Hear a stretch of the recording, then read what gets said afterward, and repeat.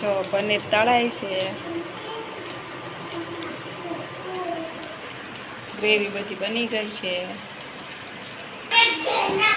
આ ડુંગળીની ગ્રેવી બનાવી, આ ટમેટાની બનાવી. જો હવે આ તેલ મૂકી દીધું છે, આ બધા મસાલા નાખી દઈશું. પછી આપણે વઘાર કરશું પનીરના શાકનો.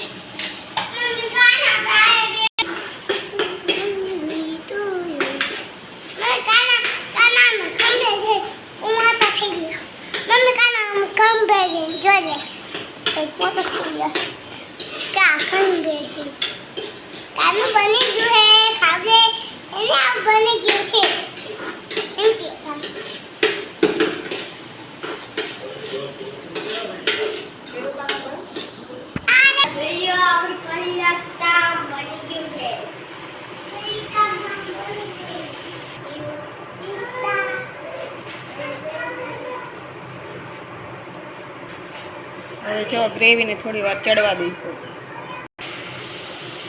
જો હવે ગ્રેવી મસ્ત ચડી ગઈ છે.